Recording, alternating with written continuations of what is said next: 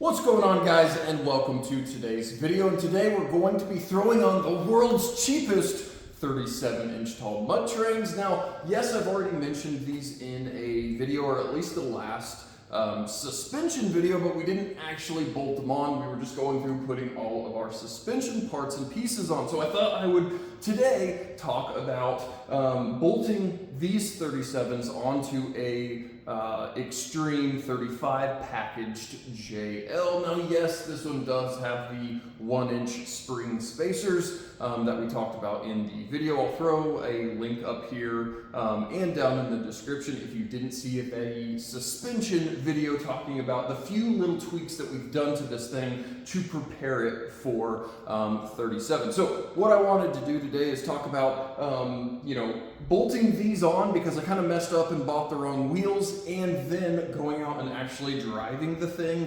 down the road to see how 37s feel with Extreme 35. Now, Extreme 35 normally comes with 456 gears.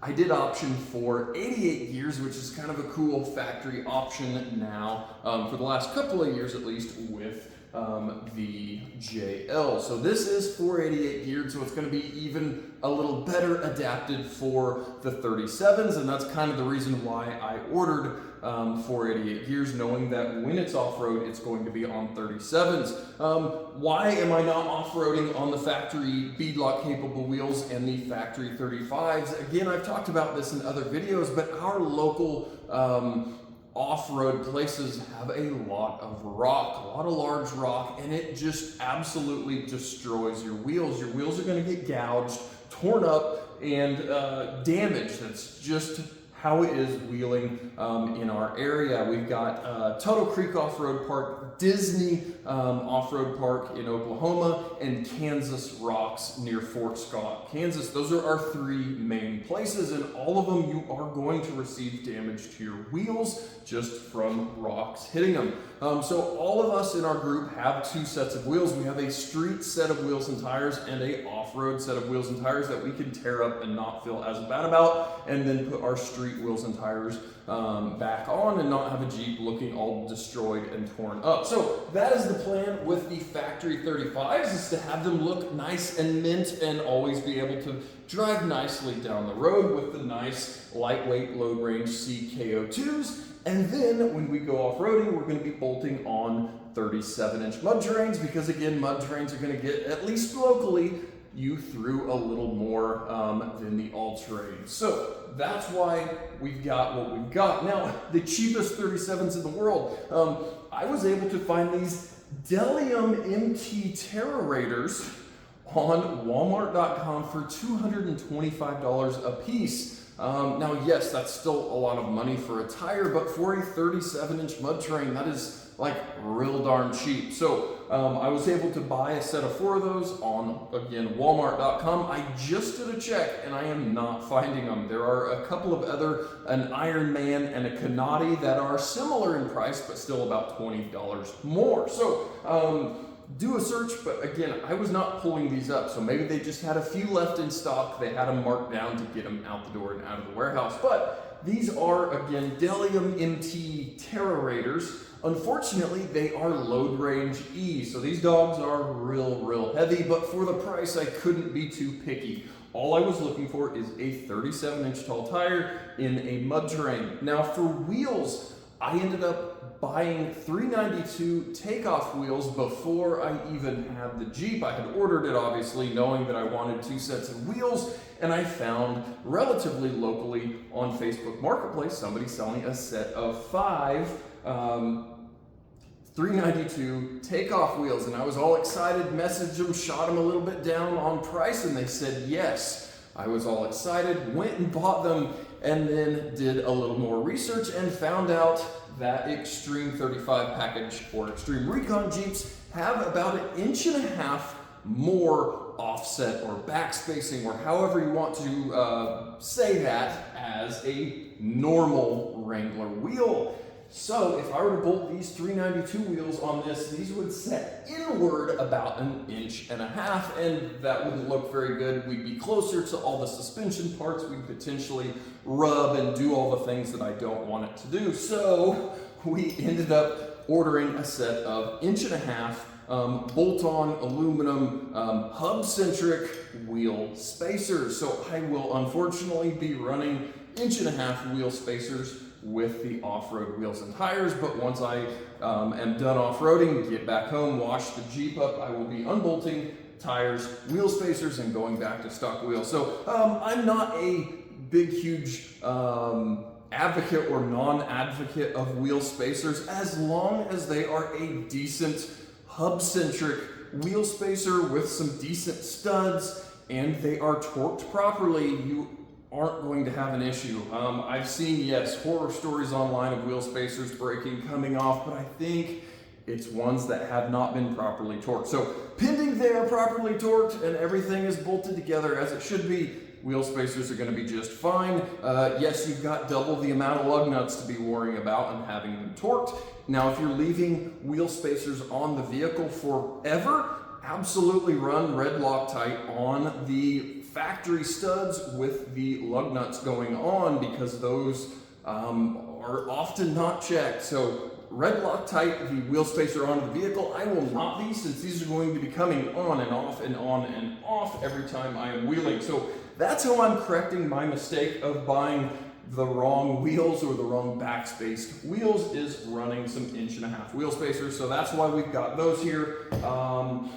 So yeah, like I said, we're gonna bolt these on and we are gonna go out and drive this thing and see how this thing feels with heavier 37s on it. Now, I will not have the vehicle programmed for the larger tires, because we do have JScan, but I do need to buy the bypass cable if we actually want to program this thing. So we'll probably do another video on that, just because I have never messed with JScan on a JL. But at least today, we're gonna get tires bolted on and go out and drive the thing and see how it feels going down the road. Now, I did, before throwing these on, I'll throw some pictures up. I took the thing into work and checked all of our flex. You know, I put it on the lift and disconnected the sway bar and lifted the thing as high as I could until it lifted the tire, so we could go around and check maximum flex. Because of our suspension mods, I wanted to make sure our sway bar wasn't going to invert. We didn't have anything hitting sway bar links, hitting shocks hitting things. All of those things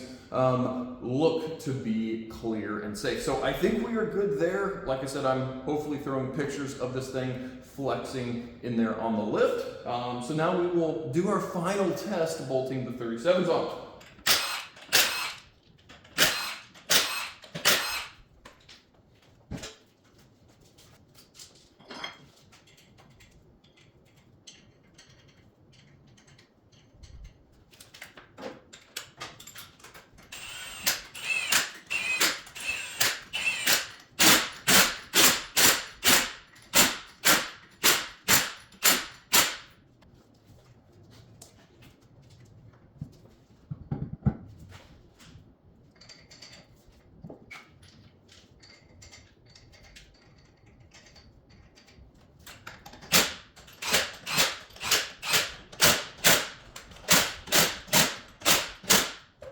All right, guys, so here is our final product with the 37s bolted on. Now, keep in mind, if you are an Extreme Recon or Extreme 35 owner, this Jeep does have 1 inch of additional lift on top of our normal suspension. Again, check out the link down in the description for that video talking about our full budget suspension build with this thing, if you are wanting to know details on that. But I think this thing looks pretty darn proportional. We still have really good wheel fender gap, even with the considerably taller 37s. Here is our 37-inch KO2. Watch till the end of the video if you want to hear details on why we have a Load Range C 37-inch KO2 hanging off the back. But yeah, that is what we're going to be looking like when we are out wheeling this thing on the 37s.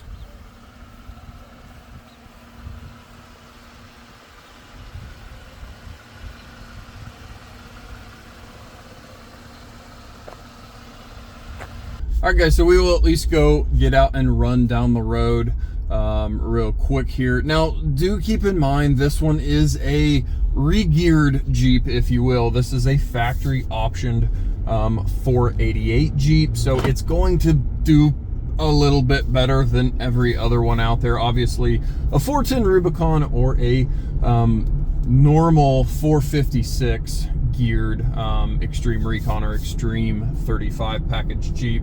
So, and again, I haven't even corrected the speedometer yet, so in theory, it's not going to be ideal. JLs really seem to be sensitive on tire height with the 8-speed transmission. We've had a lot of Jeeps come into the shop complaining, hey, this thing won't shift right, and it won't shift at past 6th gear, and it won't do all these things, and it holds RPMs, and it does all this goofy stuff. And we will look at the vehicle, and they've got brand new wheels and tires and a brand new lift, and we'll say, hey, did you program your speedometer for your new tires yet? And they'll say, well, no. We then go back, program the tire size, and all of a sudden the thing shifts perfectly, goes into 8th gear. It does all the things it's supposed to do. So this might be a little unhappy going from 35s up to the 37s with no programming at this time, but I don't know. We'll see. This is, again, a weird one being a 488 geared JL from the factory.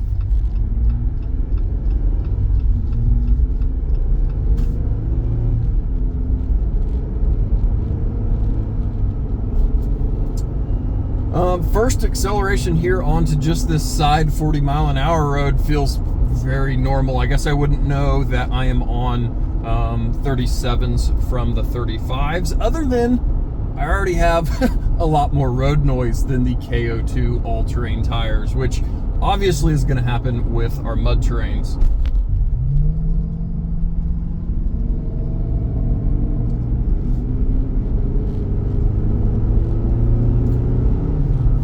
All right, guys, so now actually jumping onto a 60-mile-an-hour road here. Yeah, again, I'm not really noticing a big difference from the 35s. The thing seems to get up to speed very similarly to those 35s. So I guess I wouldn't, and I'm currently already in 8th gear at 56 miles an hour. So at least with the 488s, the thing doesn't really seem to care too much. Now, again, my speedometer's off, so I don't really know how quick I'm going, but it doesn't really seem to care. And guys, I know I've only driven a mile or so down the road, but the road manners of the cheapest 37s seem to be pretty decent. Now, obviously, we'll figure out a little bit better on our first 3-hour-long trip out wheeling, but at 60 plus miles an hour, they seem to be pretty decent going down the road. No louder than any other mud terrain that I've owned or driven on.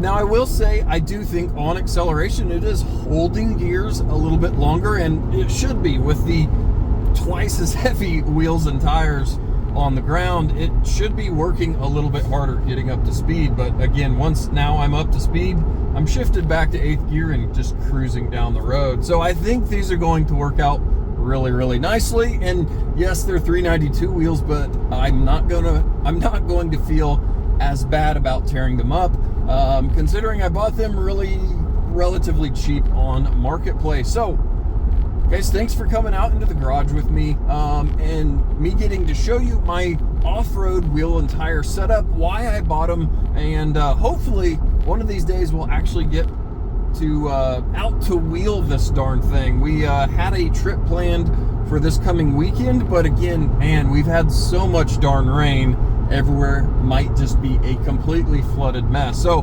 hopefully it dries up for us. We're supposed to actually have a tornado tonight, so we'll see. Kansas has crazy weather. Some of you guys out in the sun, I'm very jealous of you guys being able to do what you want when you want and not have to work around the weather. So guys, until next video, thanks as always for watching, and we'll catch you guys next time. Now guys, I thought I would throw this here at the end of the video for the people that are actually interested in this. For my spare tire, I had a 5th wheel obviously, but I did not want to waste the money, I guess, buying a matching mud terrain. in my, knock on wood, in my time off-roading, which I've been off-roading since 2005 when I got my very first Wrangler, I have not had a trail puncture. Now I know there's going to be a ton of people down in the comments saying, oh my gosh, I've had 10 tires go flat, what are you talking about? But again, knock on tire, I've never had a trail puncture, damage, whatever, causing me to need my spare tire. So instead of wasting the money to buy another brand new mud terrain for the spare that matches what I was able to find, I hunted on Facebook Marketplace and found a random single 37 by 1250 or 17 BFG KO2, and this is one of the newer ones that are a load range C. So this is the lightest weight KO2 that they make. So this had to have been off of a Raptor with a 37-inch package or a Raptor Bronco. I believe those are the two factory vehicles with load range C KO2s. Now correct me if I'm wrong, but so yes, this physically is going to be a little bit different height because everyone knows BFG runs really short in their tire height. So this 37 probably only measures 35.5 inches tall. So yes, it's going to be a little bit shorter, but this thing, if I looked up the specs correctly, is almost 10 pounds lighter weight of a tire than the big, huge, heavy mud terrain. So the fact that this thing is going to live on the back of the Jeep, on the tire carrier, for the little amount of time, it's going to get bolted on when we go off-roading, take it off in the factory, we'll go back on. I am fine with a non-matching all-terrain, pending it's saving me 10 pounds of weight hanging off the back of the vehicle. So that's where we ended up with this used takeoff single tire going onto our spare wheel. But again, these these non-Extreme Recon Extreme 35 wheels have the wrong back spacing. So if I want to just seamlessly be able to bolt on the spare tire without having to mess with the tire bump stop things and all of that, I ended up measuring, doing a whole bunch of calculation, and ended up with an 1.25 wheel spacer for the rear. So just a single wheel spacer bolted onto the factory carrier. With this bolted on is going to be perfectly fitted just like the factory wheel and tire. So that's what I'm doing on the rear. We're going super lightweight load range C KO2. So that's what's going to round off our off-road wheels and tires for this thing.